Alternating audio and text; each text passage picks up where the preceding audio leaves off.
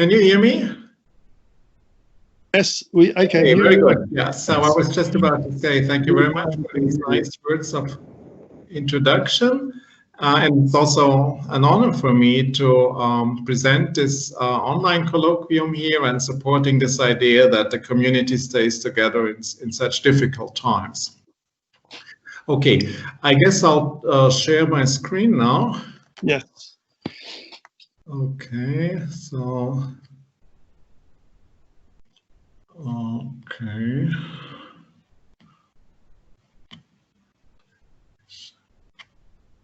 Let's see, application window, here we are, sorry. Can you see that headline, that slide? Yes. Yes. Yes. Okay, very good. Okay, so talk today, the topic is thermodynamic uncertainty relation. Can you see the mouse? Yes, yes. Okay, good, good. Since it's a colloquium, I want to start with the principles of stochastic thermodynamics, and then I'll introduce molecular motors as a particular paradigm, because in my opinion, it turned out that these are the systems to which these concepts can be applied most fruitfully. And then coming to the core topic today, I'll show you a priori surprising relation about the minimal cost of temporal precision, that is this very thermodynamic uncertainty relation. And I'll show you how this relation allows us to interfere properties of molecular systems just from experimental data. And towards the end, I'll talk about generalizations and open problems. Okay. So the basic idea of stochastic thermodynamics you can see in this slide. The question is whether and how the rules that have been developed in the 19th century to understand steam engines and the conversions of various types of energies, whether and how these rules can be applied to molecular systems that are, 10 orders of magnitude smaller. This is the F1 ATPase molecular rotor. And when you apply probe particles to this rotor, you can actually watch the motion of a single molecule. This turns around 120 degrees. So here you see the angle as a function of time when you provide a molecule with excess of ATP, and you can see single steps of 120 degrees, and it's obvious that there are lots of fluctuations. So we need a theory which allows us to introduce fluctuating quantities into a thermodynamic description when we want to answer, for instance, the question how efficient such a molecule is as a molecular machine. So that's the basic idea, to show and to explore whether and how this works. Now for today's talk, I want to start with the principles, and I want to start with 2 slides on Hamiltonian dynamics. And I'm showing you this because I guess most of you know it, but I also want to emphasize that this can be a starting point for teaching, because it allows us to prove and to sharpen one version of the second law, the Kelvin-Planck version, just using Hamiltonian dynamics. So the idea is that we have a driven, isolated system like this piston. We drive the position of the piston with some time-dependent Hamiltonian, and we do it around a cyclic path. So at the end, we are back at the same position of the base of the piston as when we started. And since the system is isolated, the change in the energy is the applied work. And that will obviously depend on the initial phase point of the whole system. Now, when we draw the initial point from a canonical distribution, this work will show a distribution, P of W, and then it's a 3-line calculation just using energy conservation, i.e. this definition of work, and using Liouville theorem, which allows us to exchange the integration variable from the initial point and the final point. And then we get, in these 3 lines, we get a statement that the exponential average of the work is always 1. And that, of course, implies the Kelvin-Planck statement, which tells us that from a cyclic variation, from a cyclic process, we can never extract work from a heat bath. And I'm using here the initial thermal Boltzmann distribution. And it's crucial to appreciate that it doesn't work if you start, for instance, with microcanonical initial conditions. And I think that's crucial and typical too, there is no need to talk about entropy yet. So since we're only using Hamilton's equations, there is no need to introduce entropy, and it's a statement which doesn't involve entropy. And then, of course, moving towards the full-blown stochastic thermodynamics, the question is whether we can do something similar even with entropy. And that's perhaps something which is less known. So that's why I'm including the slide here. So now we're looking at the same situation, but the system is now supposed to be in contact with a heat bath. So the total Hamiltonian is the system plus the bath, plus some interaction. We can allow for some interaction, and the system is driven. The system is driven by a control parameter. And initially, we can allow for any distribution of the system initial point, but we assume that the bath is in equilibrium. I mean, in the case where we include that green interaction energy, so the grayish rectangle right now does not explicitly include the interaction energy. So if we want to identify the Clausius statement, we need entropy, and there are 2 contributions. The change of entropy of the bath is just given by the exchanged heat, and that is just the change of the Hamiltonian of the bath. And for the system, we take the marginalized distribution of the system initially and finally. So in a sense, you could call that this is the delta of the Shannon entropy trajectory-wise of the system. And then it's a calculation which is slightly more involved, but not much more, to show that the same statement holds for the total entropy change. And I emphasize entropy, total entropy change is here the sum of system and bath. And from this, of course, you get the Clausius statement. And this holds true even for any initial distribution of the system, any drive, any time span. And you may ask, okay, that can't be true because we know that if we just have Hamiltonian evolution, rho ln rho stays constant. But the key point is that through these definitions of entropy, correlations between system and bath are partially broken, and that leads to that entropy increase. And I want to emphasize that this holds even in strong coupling, so you can include the interaction. You have to modify the definitions a little bit, but not too much, and you still get this kind of statement. Okay, so that's, I think, about what you can do just using reversible Hamiltonian dynamics in the field. But for the rest of the talk, I want to move to stochastic dynamics. And I think stochastic dynamics is also operationally more appropriate when you think about typical experiments. So let me start with what I think really beautiful experiment. This is 10 years old from Matthias Rief in Munich, and they were able, looking at a small protein, they were able to identify 6 different mesostates.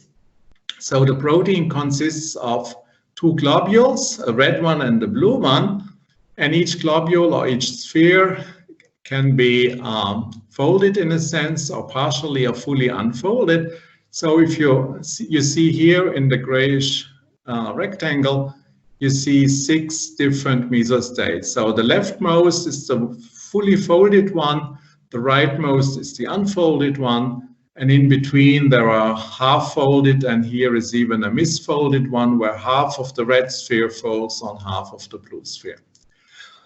What they do experimentally is they apply a force to the ends, and then at the fixed force, you just observe the molecule, the extension, and you get these kind of traces. And they were able to ultimately distinguish 6 different mesostates, the one I was talking about. They were looking at the lifetimes. The lifetimes were, to very good approximation, exponential, which means that we have a Markovian dynamics between the 6 states, and you can do that for the x-axis is the applied force. You can do that for any applied force. Okay, so this gives, in a sense, an experimental justification for using a stochastic dynamics on the level of the mesostates. And with just one slide on how that works in practice. So we have a trajectory on the mesostates. So in the upper part, you see here 2 different or 3 different mesostates, and each one, of course, consists of a lot of microstates. You know, the atoms in the side chains. Even you could think about including the water molecules. So there is a fast dynamics between within the mesostate. There is a slow dynamics on the scale of the mesostates, and then of course we can use a master equation with rates. Now, how do we get these rates, and how do we get from the rates thermodynamic quantities? So if we are in equilibrium, we know that the rates have to obey detailed balance. So when we measure the relative time in each of these mesostates, and that can be done experimentally, we get the difference of free energy of these mesostates, and this difference of free energy can be translated into one of internal energy and entropy. And when we do then the same experiment at a different temperature, we get, through the usual thermodynamic relations, we get also the entropy of these mesostates. So I'm stressing this because sometimes it's said that all these quantities in stochastic thermodynamics are, you know, are just definitions, but it's not true. I mean, this is an operational way how you would get these quantities from experimental data. Okay, so these are the basics for a discrete stochastic dynamics. There is a second paradigm, which I also want to recall briefly, because we'll need it later. This is Langevin dynamics, an overdamped Langevin dynamics.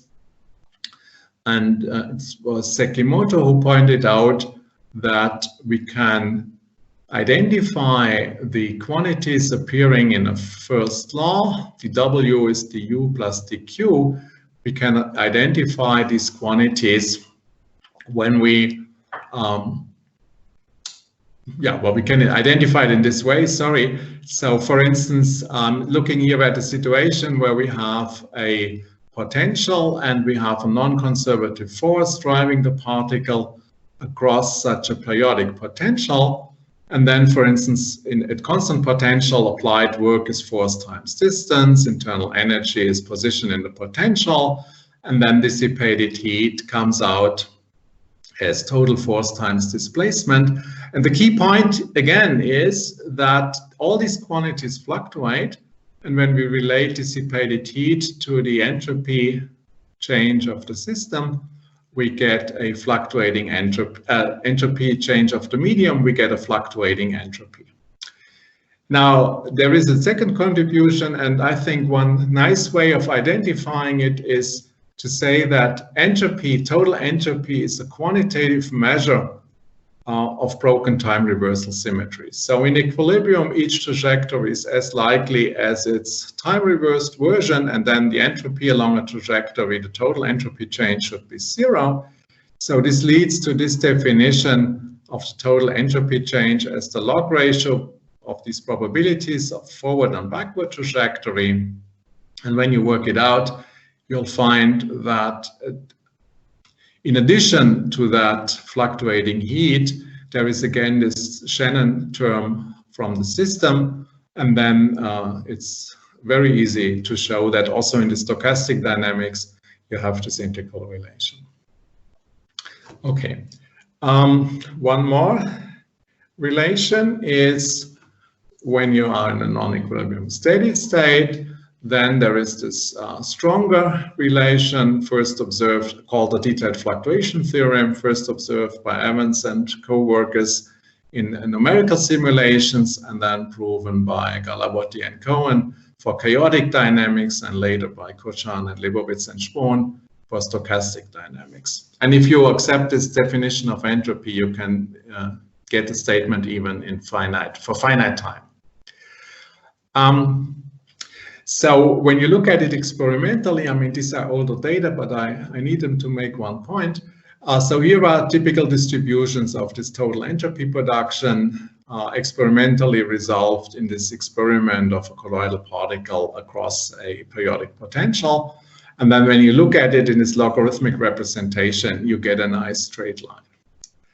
Okay, so but the key point is the following one. I mean, what have we learned when we measured this for this Langevin particle, colloidal particle driven across the potential? Well, you could argue not much, because this theorem, in a sense, is an identity for the stochastic dynamics. So actually, the more interesting cases are those when the theorem fails in the following sense. When it fails, it means that the system we are looking at does not comply with the assumptions which went into deriving the theorem. And this brings me to this, again, to this molecular motor. So 10 years ago, this Japanese group looked at the fluctuations of that motor from the perspective of the fluctuation theorem. They measured the distribution of the angle as a function of time. And in the simplest description, just as rotational Brownian motion, you would expect that this distribution of the angle is just linear, and in a sense, or the log ratio is linear, the distribution is Gaussian. And then from the prefactor, you should be able to extract the torque n actually independent of the friction coefficient. That was the idea.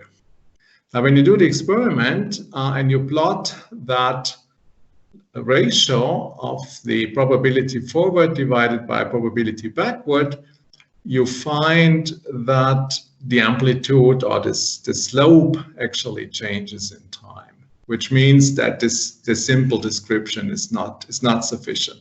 So this is the case where, in a sense, kind of failure of an apparent fluctuation theorem tells you something important. And what it tells you is that this molecule, that the situation is more complicated, that there are actually two slow degrees of freedom. So what you see is the motion of that probe particle, and if I plot it in a linear or map it to a linear situation, the probe particle is this big sphere, but the sphere is coupled to the motor. The motor here is this purple subunit, and in this representation, the motor is this blue dot, which jumps 120 degrees with each step of hydrolysis. I mean, that's the assumption, that it takes one ATP for a 120 degree step. Okay, and now when you have this model, you can look at the dynamics of the probe particle, you look at the dynamics of the motor, but the key point is that experimentally you only see the probe particle, you don't see the motor. And that's the reason why this delta theta distribution is not Gaussian, and that there are these problems.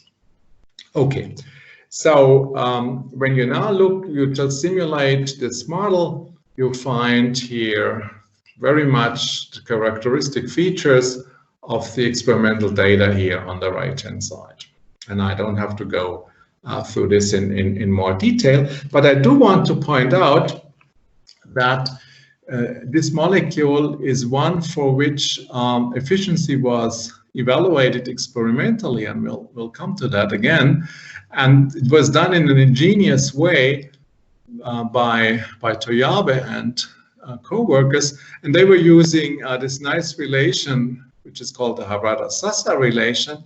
You recognize in the integral, you recognize the difference between a correlation function. These are velocity correlations, i.e. angular velocity correlations in this case, and a response function if you apply an additional torque. So in equilibrium, the integral would be 0, but under these non-equilibrium steady-state conditions, this integral is not 0, and then you can theoretically show, that's what Harada and Sasa did, that the heat that is dissipated by the probe particle is given by the mean velocity squared plus this, what you could call, quote-unquote, violation of the fluctuation dissipation theorem. And here are data, so this is this C minus R as a function of frequency. And when you evaluate all this experimentally, you get this kind of data for different concentrations of the ATP. You get heat, work, and you can compare that with the delta mu. And when you look at this very simple model within the error bars, we can reproduce that. So this is one example of how you can infer this or extract these experimental quantities, work, heat from real data, and also how you can model such a molecule using a simple, you can model it by using a simple model. But it's a model. It's a model, and we put in, for instance, that for one step, we need 1 delta mu. And it would be nice, and this brings me now to the central topic, it would be nice to have relations which allow model-free inference. And that is something which the thermodynamic uncertainty relation will allow us to do, as I'll show you now in the next part. But I want to introduce this relation using a different question. And this is the question which I had when all this started some 5 or 6 years ago. So I was asking myself a very naive, simple question. Suppose you want to measure time with a watch or with a clock. And obviously, that clock has to work at a finite temperature. So we know that at finite temperature, there are fluctuations. So it's impossible that this clock is perfect. There will be an uncertainty. There will be a limited precision in a finite temperature environment. And my original guess or hope was that one could show that the more precise the clock is, the more energy it will use. I mean, it's obvious that such a clock has a battery, so it constantly needs energy. And the question is whether or not there is a relation between the energy it takes and the precision it shows. And I'm telling you already the answer. You don't have to understand it in this very moment. But it turns out that if you're at room temperature and you want a watch which measures the 1 day with the precision of 1 second, this watch will need at least 10 to the minus 11 joule per day. And I mean, it's not obvious where this number comes from and why it's not 10 to the minus 15 or 10 to the minus 3. But that was the original question. What about a relation between precision and cost? And of course, we now have to build a simple model. And the simplest model you could think of, I think, is a kind of an asymmetric random walk. So we assume that the clock makes 1 step per second. And we assume a simple process with a forward rate k plus. And again, in order to be consistent, whenever something moves forward, it can in principle also move backward. So we have to allow for a backward rate. And the idea, for instance, is that this clock makes 60 steps in 1 minute. So k plus and k minus have to be such that on the average, after time t, we get k plus minus k minus times t steps. But as I said, the steps will not be, I mean, the steps are precise, but the time required for making 60 steps will not always be the same. So after 1 minute, we may do 60 steps, we may do 58, and so on. So there is an uncertainty. And the uncertainty is defined as the variance divided by the output squared. I'm doing it here more general. And this is given by the diffusion coefficient of this process times the mean current squared. And of course, defined in this way, it becomes more and more precise the longer it runs. That's just a diffusive scaling.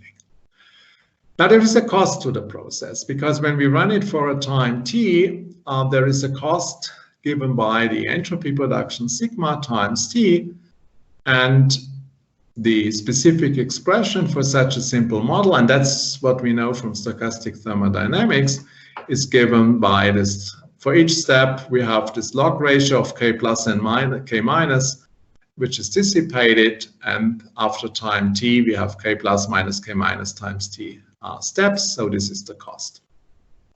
And it's sometimes convenient to express this cost by the affinity, which in this particular case would just be the delta mu of the chemical reaction driving the hand of this clock. Now you put all this together for the simple model, and you find that the product between cost and uncertainty is given just by a function of the affinity, and this, for any affinity, this can be bounded by 2 kBt. And that's now true independent of the runtime, because the uncertainty scales like 1 over t, the cost scales like t, so the product is independent of time. Okay, so this is a particular model, and you get some results, some connection between, some relation between the cost and the precision. Now the question is, how general is that? And here comes a surprise.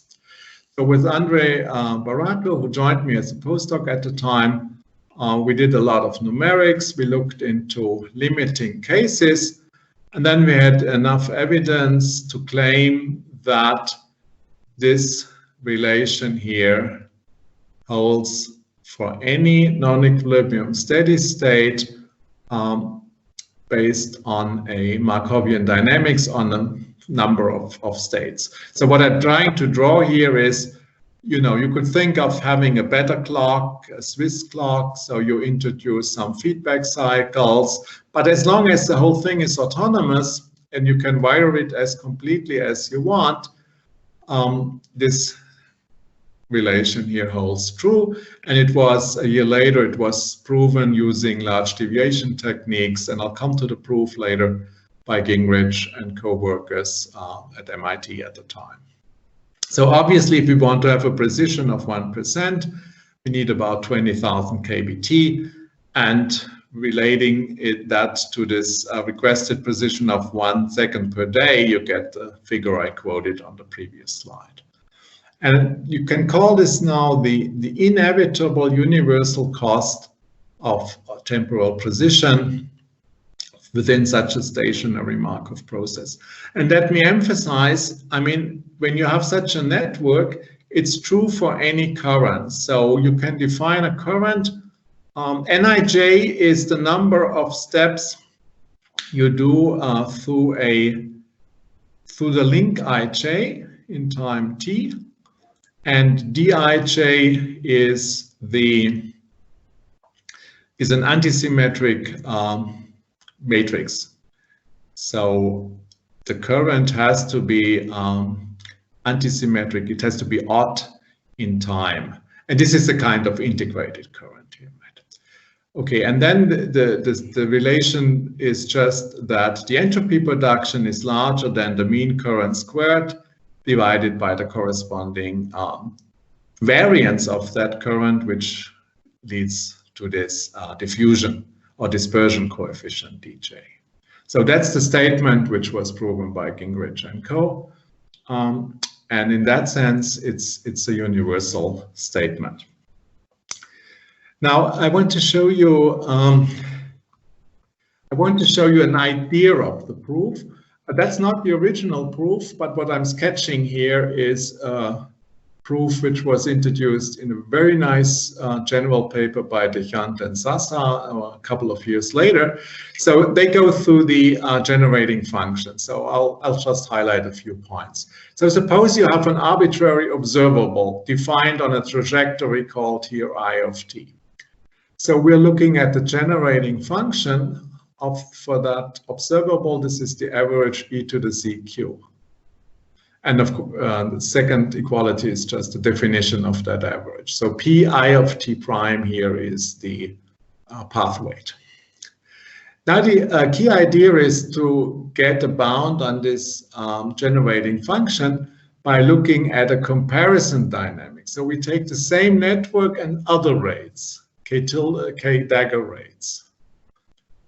And this will lead to a comparison dynamics p dagger.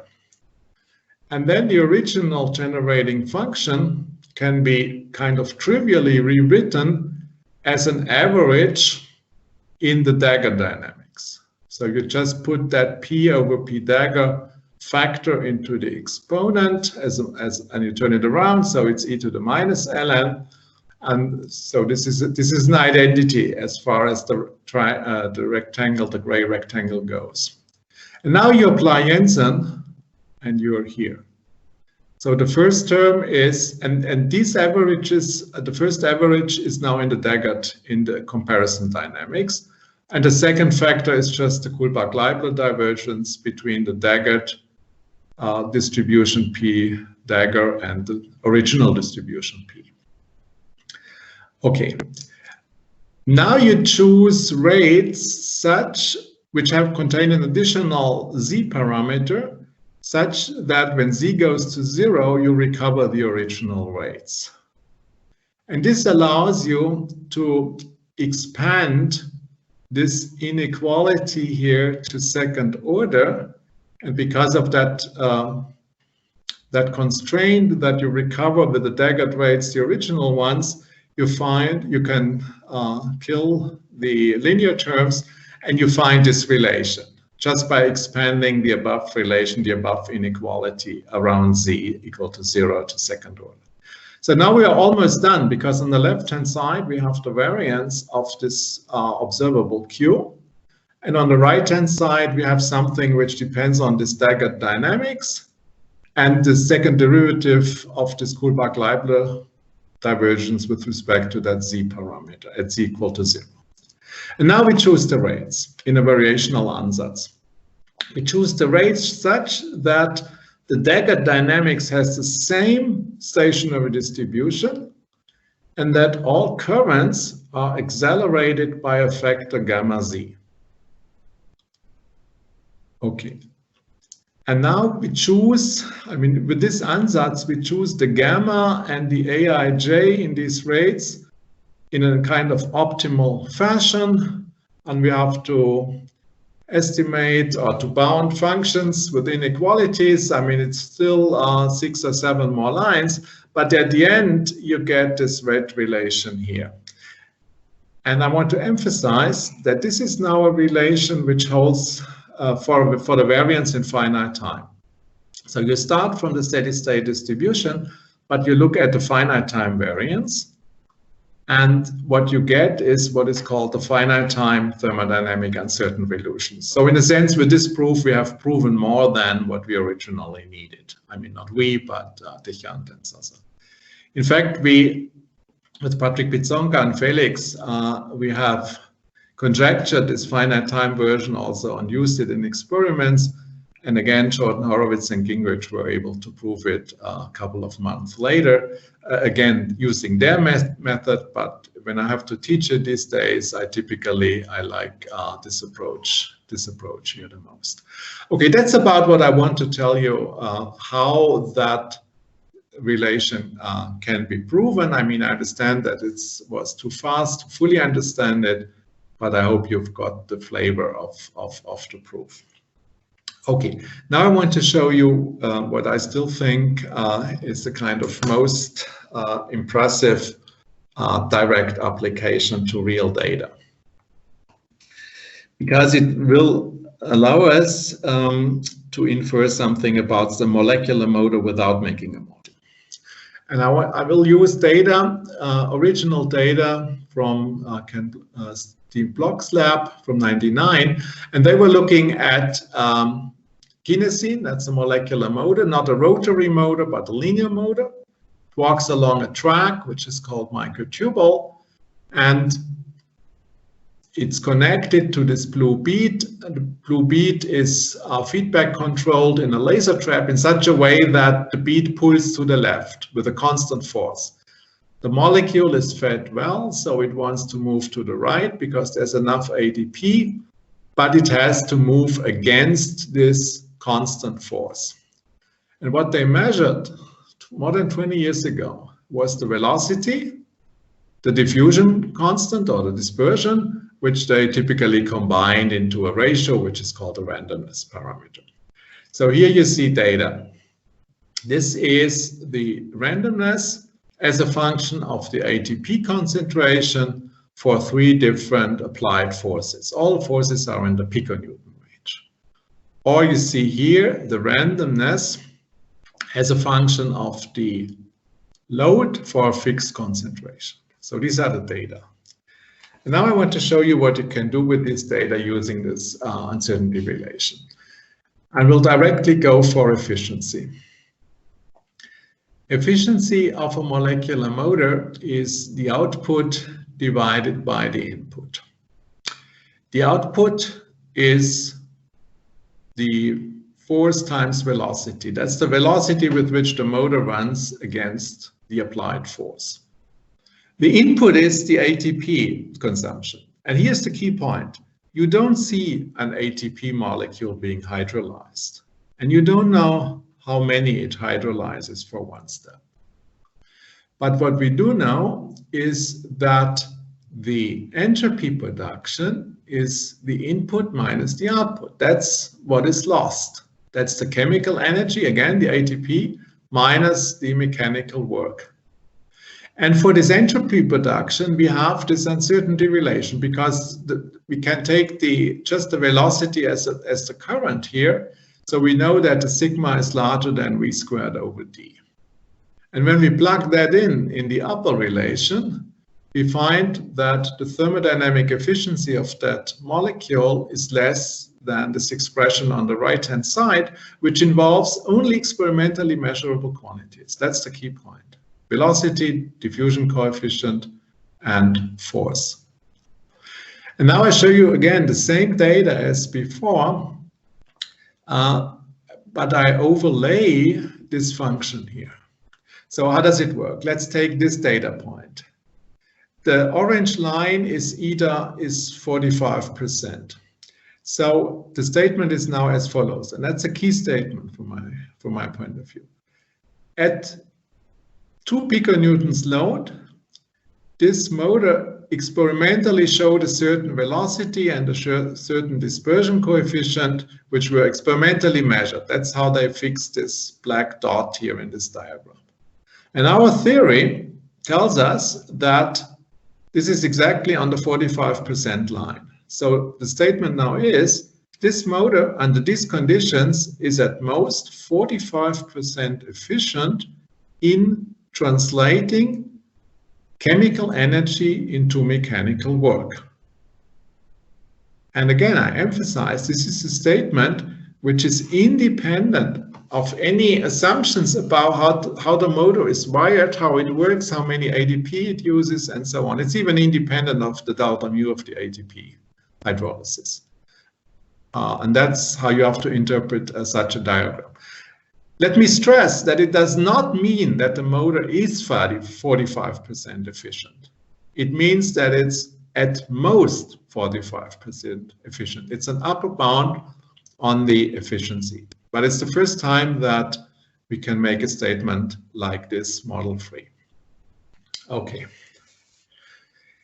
Let me show you another example from a somewhat different field. And that is a controversy, perhaps is a big word, but it's a question about whether you can reach Carnot efficiency at finite power. And this came up when Giulio Benenti and Keiichi Saito and Casati proposed in 2011 that if you have a heat engine in a magnetic field, they have seen that just on the basis of phenomenological irreversible thermodynamics, since the Onsager symmetry is broken between the non-diagonal elements in the presence of a magnetic field, it looked like it was possible to reach Carnot efficiency at finite power. And that, of course, a surprising statement, because the common wisdom, of course, is, as we typically teach, that yes, you can reach Carnot, but then you need quasi-static conditions, and that means you have to drive it infinitely slowly, and therefore the power goes to zero.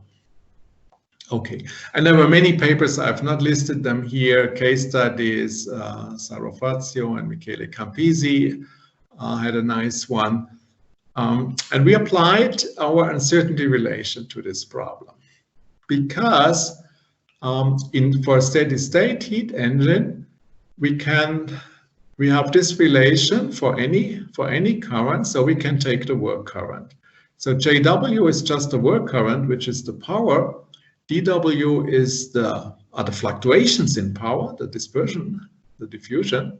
And then with 2 or 3 more lines using the first law and expressing the entropy through the heat, we find this relation. So this relation tells you that the power is less than the distance in efficiency to the Carnot efficiency. If you just look at the first round bracket, eta Carnot minus eta, if you had just this, it would tell you that the power indeed has to vanish linearly as you approach Carnot efficiency, in agreement with what you would expect and what we typically teach. But there is this extra factor here, this diffusion coefficient of the power of the work. So you see a loophole.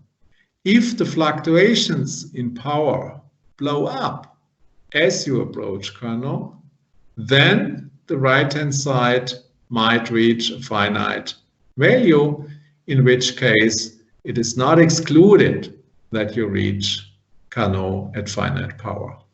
And for instance, the case study from Michele Campisi and co-workers, they used a working fluid at the critical point where you have strong fluctuations. So, and there are other case studies by various groups. And I think it's nice to see how this uncertainty relation sheds light on this controversy or on this issue of whether or not you can reach Carnot at finite power. So the statement is, yes, you can in principle, but then only at the price of strong fluctuations. So there is a trade-off not only between power and efficiency, but also with constancy, i.e. With the stability of the machine. And that's something that Holubec and Ryabov also have seen earlier. But I think this gives now the general relation, which, yeah, in my opinion, makes it clear where these case studies and these observations come from. Okay, so these are my 2 examples with which I wanted to illustrate the power of this relation. But I now want to move on. Everything I've told you so far holds for non-equilibrium steady states. Another question is whether this can be extended to more general situations. And one which comes to mind is, of course, periodic driving. So suppose you have a system which is driven periodically. With Andre, we looked at it in a slightly different context, and we realized that the relation I was just talking about is not fulfilled in general. So if you have a periodic driving, you can actually reach a higher precision at a lower cost, and there is no universal bound. I mean, you can, the product actually can go to 0. For a symmetric protocol, when the rates are time reversal, or sorry, I should say symmetric under time reversal in this way, Pressman and Christian van den Broek, proved that there is a version of it. So delta S is the entropy production within one period, T period is the time for one period, and then there is this variant or this version of the uncertainty relation.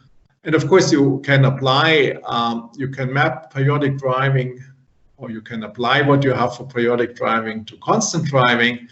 So you see if you apply it to constant driving, and if you choose a short fake period, then in the limit where you can expand the exponential, you recover the old relation. So that's a generalization to periodic driving, but it holds for symmetric protocols only.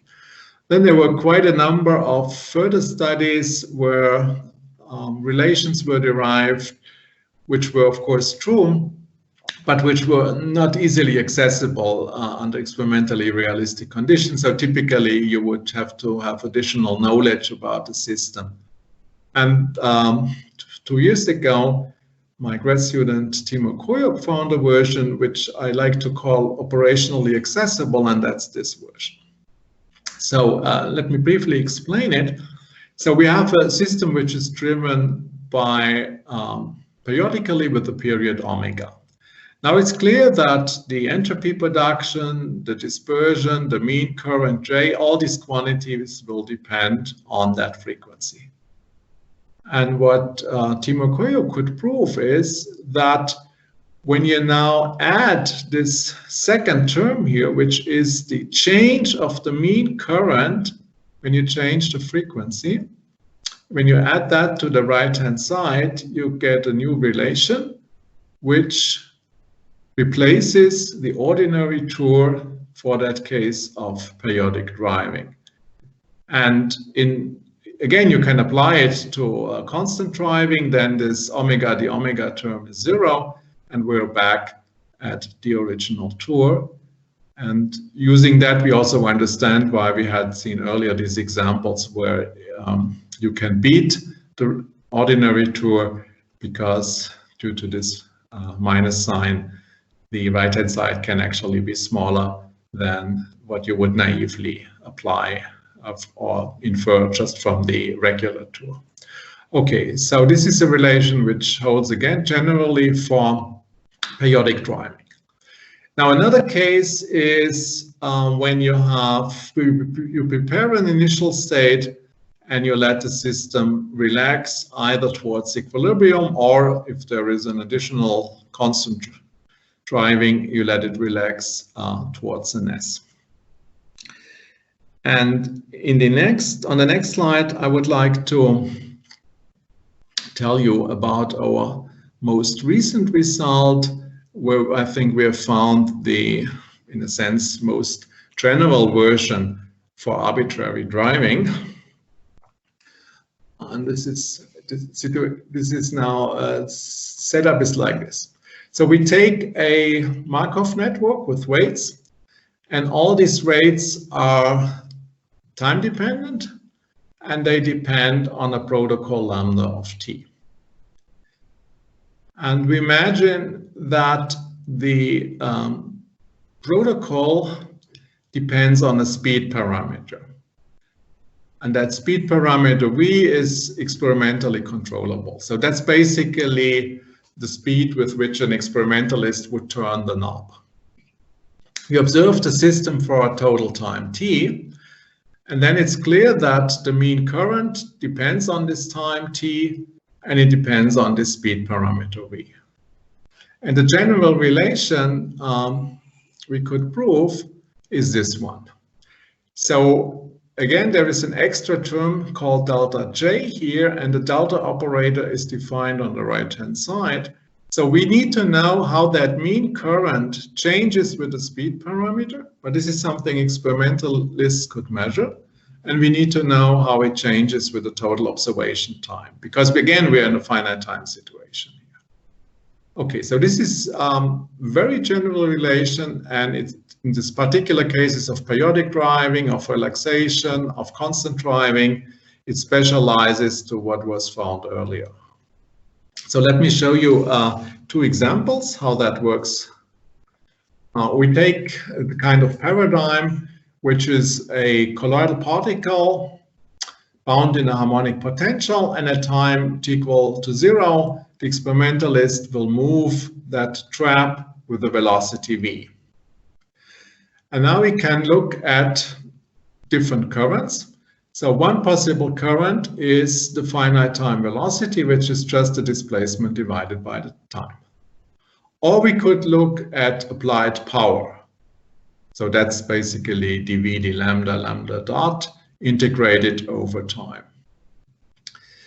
For each of these quantities, we have this relation. And I'm now plotting the quality of this relation, or showing the quality of this relation by plotting the ratio of the two sides. So that's the quality factor Q.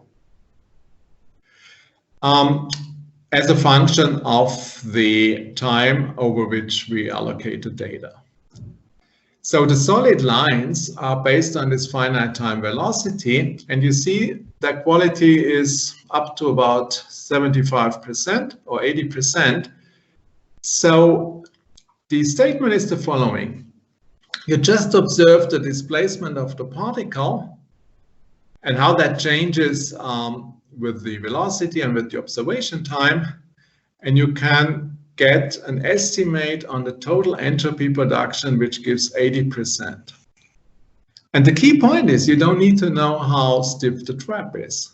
You don't need to know this detail. You just do the experiment, you measure the displacement, you get about 80%. This bound gets worse the longer the observation time is. There is the other bound, these are the dashed data. This gets better the longer you let it run, and that's when you apply the same thing to applied power. Okay, one more example, and then I'm done. So far, I was almost exclusively talking about currents, but you can also generalize this to state observables. So the example here is a two-level system. So you have the left one, the right one, and you move the energy of these levels in a time-dependent way through a control lambda of t. And the state observable, for instance, is you just ask, is my system on the right-hand side at the final time? This is little a. Or you could measure the total time spent in state 2 over the whole experiment. That's capital A. Now, for both of such state variables, we have this relation for arbitrary time-dependent driving. So again, this delta operator is just the change or the dependence on the observation time and on the speed parameter. And in the plot, we compare the quality, again, of the quality factor for these two variables, observables. So for instance, you see that this final time observable, this one, the blue one, is in an intermediate time. It gives the best estimate. And we've included here a current observable, which is the net number of transitions from 1 to 2. And that is here, again, best at short times. Okay, so this illustrates the fact that depending on the situation, a different observable may lead to a better bound. Okay, so just a few more aspects on generalizations and ramifications. One interesting case is underdamped dynamics. So we know for a long time that the ordinary tour fails for a finite time. We have a lot of data, numerical data, which shows that in the limit t to infinity, it should hold. But Lucas Fischer, my grad student, and Mung Chun, who was postdoc with me, we worked hard for a long time. We were not able to prove it. And as far as I know, nobody has proven that yet. So I think that's one of the outstanding questions in the field. It's known with the magnetic field, for instance, that's work by Kai Brandner, that you can beat the uncertainty relation. And again, this has to do with the broken time reversal. Then there is a whole other class of what is called generalized tours, which you can derive from the fluctuation theorem. But I want to stress that the original tour is not derivable or is not a consequence of the fluctuation theorem. These relations here, which are in the box, they are very nice relations, but typically they become trivial in the kind of long time limit. So one question which I have already mentioned is, what is the best observable? The best current, or as we've now seen, you can use other observables as well. What is the best observable to get the tightest bound? Again, this is something which has been investigated by several groups.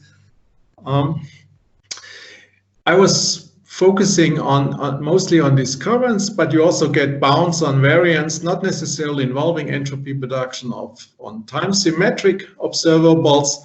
You get bounds on the variance of first passage times.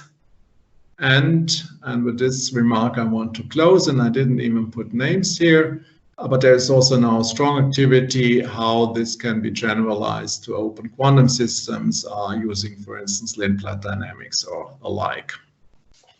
Okay, so let me again highlight the three people who have worked on the topics I was spending more time with during this talk. So this was Andre Barato, now faculty at University of Houston, Patrick Pizzonka, postdoc with Mike Cates in Cambridge, and Timur Koyuk is my current PhD student.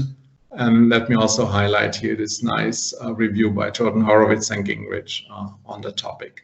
So thanks so much for listening, and I'm looking forward to your questions. Thank you, Ugo. Thank you.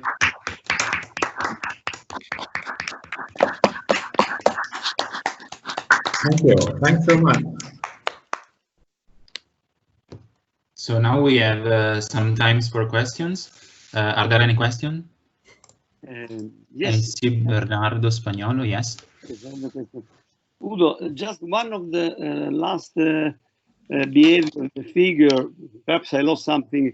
There is some non-monotonic behavior of some first passage time as a function of the temperature, right? Non-monotonic. There is a behavior with the maximum of some. Sorry, this was not temperature. Oh, this is, yeah, good point. Thank you. No, this is the total. This is the observation time. This is the time over which we allocate the data. But in the epsilon there is you have. Okay, this is the time. This is the time. Sorry, I'm using calligraphic here. This is the time. The temperature is always constant except for these heat engines. Mm-hmm. In the epsilon axis, you have the quality factor. So this is quality factor. Okay. This is the ratio between the left-hand side and the right-hand side. This is bounded by 1. If it's 1, the estimate is perfect. If it's less than 1, then the quality of this bound. Then there is some. And what about quality factor as a function of temperature? Well, you see, temperature in a sense is not really a crucial variable here. We didn't look at this, but I mean this bound here is valid for any temperature. Of course, it could be better or less good if you approach high or low temperature. No, we didn't look at this yet. But really, when you speak about temperature, means you are in. When you define temperature, you are at equilibrium. No. Yeah, look, okay, that's a good point. No. I mean, all these systems I was talking about are embedded typically in an aqueous heat bath. So the molecular motors are in an aqueous heat bath, the colloidal particles are in a bath. So temperature is always the temperature of the bath. Mm-hmm. And the system is still not in equilibrium because the distribution of the system is not a Boltzmann distribution because it's time dependently driven. Mm-hmm. Okay. Okay. Any other questions? Marco Baiesi, I see you have a question. Hi, Udo. Marco, hi. I am a bit confused by the statement on inertial systems. I thought Van Boer and Azegao had some results on that. They have, but this is again one of these generalized tours. Okay, so your definition of tour is restricted to the case in which you have only entropy production in the, let's say, in the my definition of tour, I mean, we know from numerical work that in the underdamped situation, again, entropy production times the variance should be bounded by 1 or by 2. But we were not able, and I think nobody was able to prove that yet. Okay.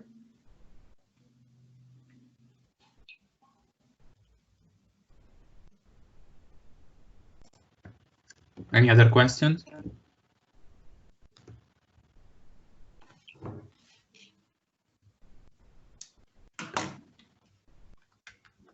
Okay. So if there are no more questions, I think that we can thank the speaker again. Thank you, Udo. Well, thanks so much for having me with you. Thank you very much. Thank you. Thank you. You're welcome.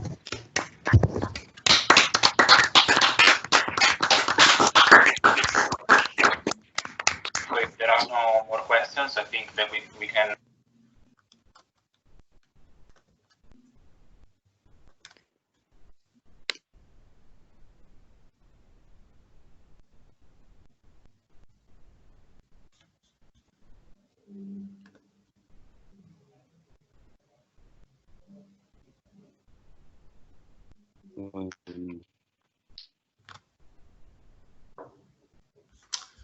Okay.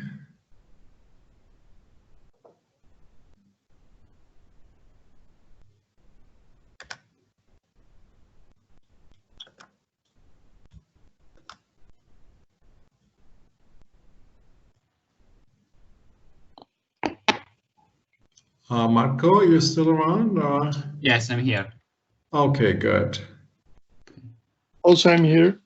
Roberto, So thank you personally, because it was really a very nice talk. thank you very much. Thank you very much. Very, very interesting. I read some of your recent papers, but I had not really grasped the overall story. It's very interesting. Absolutely. Thank you very much. Thank you very much, Roberto. So thank you again, and I hope that we'll see in person sometime in the future. Oh, yeah. Oh. So bye. I have a phone call, so I have to leave you. Bye, Udo. Bye-bye, Roberto. Bye-bye. I can't see you, but bye-bye. Can I ask a question? Sure. Sorry, I missed the first part of the talk. It was really disaster that I missed the first part of your talk. But the talk will be recorded and will be posted on the YouTube channel of the Italian Society for Statistical Physics. Yeah, so maybe you can find it there. Yes, of course. But there's also another question. Yes. For entering the field of stochastic thermodynamics, particularly, what review do you suggest? If you were to choose one particular paper, what would be your suggestion? That's a question to me? Yes. Okay, can I be selfish? Yes, of course. Why not? Yeah, so I wrote a review in 2012 on which I also based my teaching, and you will find it on my publication list, and I remember it's number 145. So this would be my recommendation. Okay, very well. Thank you. Thank you very much. You're welcome. And thank you to the organizers.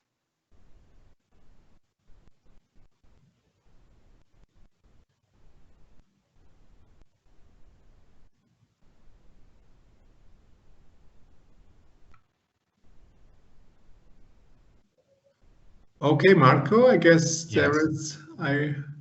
I think that there are no more questions. So no more questions. Okay, then I'll say. Do you know how many people? How big was the audience? The biggest was, I think, 65. Okay. Nice to meet you, and thank you for accepting our invitation. So we were about 65 at a certain point. Yes.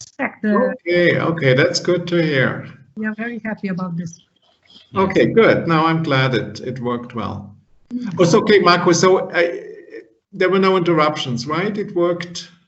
Yes, it worked perfectly, and I recorded everything, so then I will post it on Okay, YouTube. okay, very good. Okay, So perfect. we will send you the link, Udo, so you can check your seminar. It will be Okay, thank you very much.